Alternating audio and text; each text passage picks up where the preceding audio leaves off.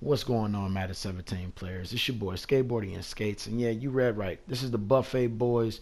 This is gonna be a run game breakdown, man, on how to dominate the run game and break it down the offensive line. Numbers don't lie, results don't lie. Here I'm using the Washington Redskins, which I found to be like one of the best running teams in the game. You guys can, argue with me up in the comment section and say Dallas maybe, yes.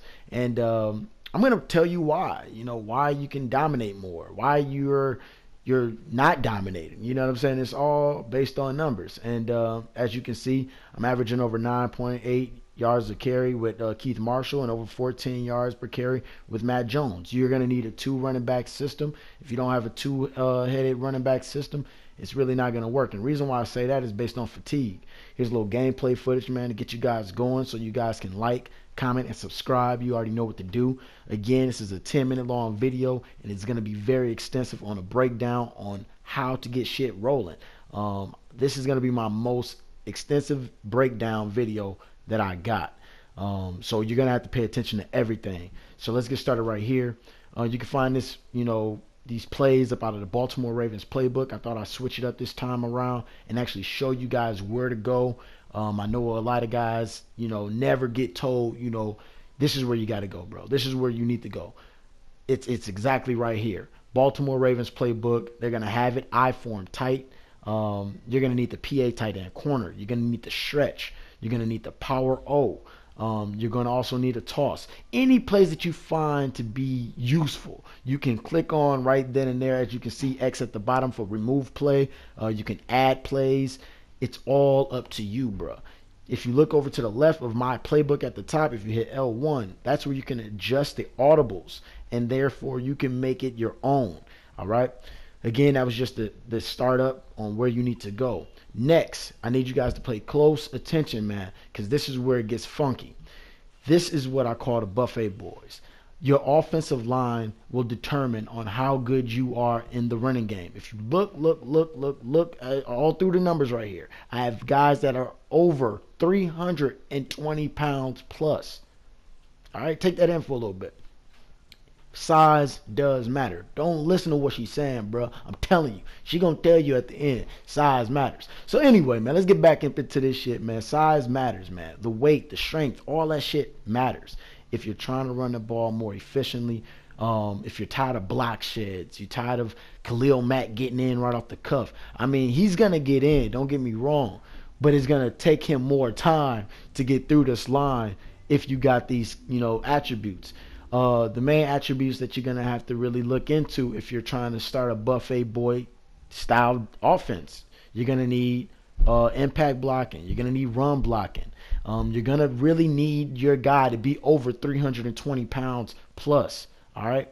310 or less. All right. But if you guys got offensive linemen that's 298 pounds, little guys, they not gonna get it done, bro. I'm telling you that now. You can use the team like the Seahawks, for instance. I mean, I think the heaviest guy up on that team is like what, 310, 320 pounds, and that's one guy. It's not gonna get it done. But again, another little trick that I've done was taking the center up out of the position that he's in, right?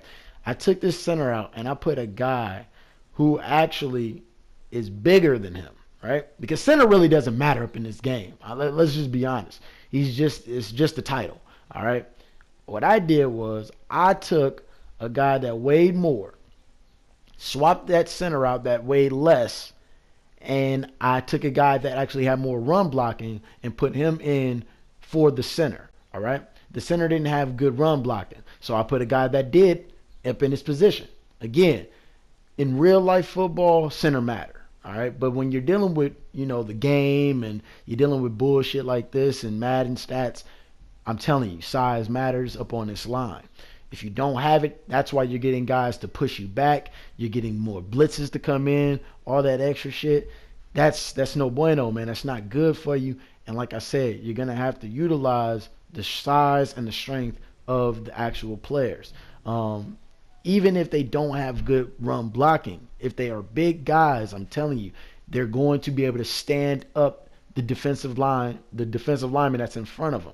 I'm telling you this now. Don't take my word for it. We can actually go up into clips and, you know, go up into practice mode, which you guys know I hate doing, but we'll break it down further on in the video. Again, you want to have two running backs, one with speed and then the second one with power.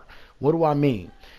The one with speed, I want to have him at least 91, at least 90. I won't even say 91. 90 speed or more, that'd be great. Maybe some good agility, some good juke moves, something. A guy that's very agile and getting around, you know, those big ass linemen. That'll be very helpful. But then you also want to have a guy that is powerful enough to break tackles once he's in the open field. Next, run block for your fullback position would be very fucking key, bro. If you don't listen to anything else I'm telling you in this game, understand you need a fullback or a tight end that can play fullback that has good run block. Notice here, I was going to use Derek Carrier as my fullback, but then I looked at Niles Paul and I noticed that his run block was a little bit better and he's faster. So that means he's going to be able to get to the block quicker than any fullback that I had. And look at what the Washington Redskins had. They didn't have a fullback, so it was an easy decision. Niles Paul was able to fit that system that I'm having broken down way better than any other player that I would have up on the team. You're going to see that this is going to be utilized when doing fullback dives or any type of power O or stretches. He's going to be able to get out to the block way more fast and more easier for you. Now let's look up our new line, our new old line, on how we broke it down. We subbed in Ari Kanuduko, or whatever his name is, and we pretty much shifted guys around. We're going to lab up our new offensive line.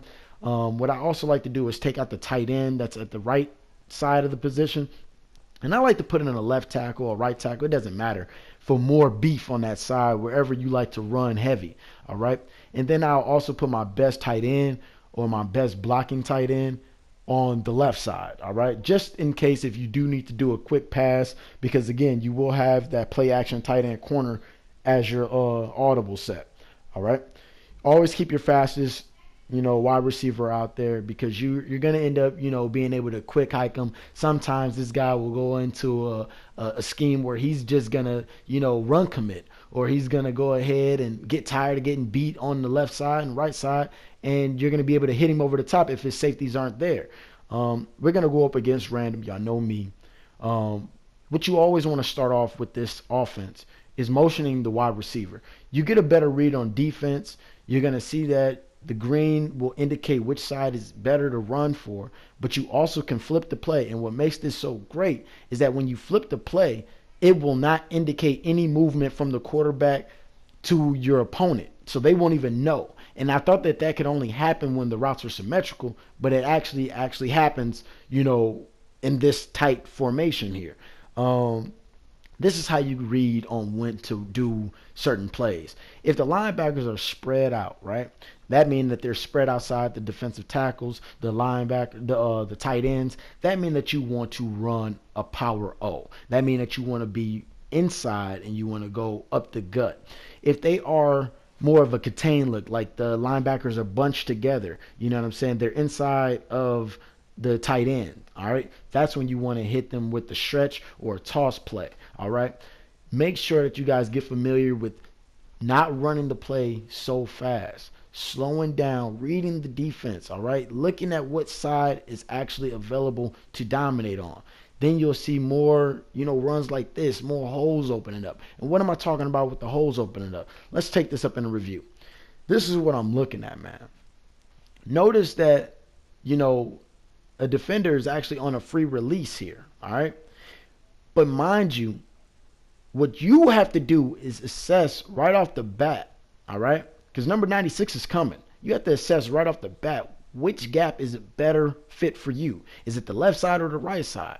I chose to go through the right side. That's a familiar look that you're going to get when running the power O. You just have to know your gap breakdown, all right? And like I said, when you have nothing but buffet boys, you get a good push off the line of scrimmage, all right? Last but not least that I want to leave you guys with, if you guys are going up against a 3-down defensive lineman set, I've told you guys this in the past, always run up the gut. And that's where having big boys matter, all right? Use the fullback dive against any 3-down defensive lineman set to quick hike them against any blitz, and you'll see good results. It's your boy Skateboarding and Skates, and I'm out.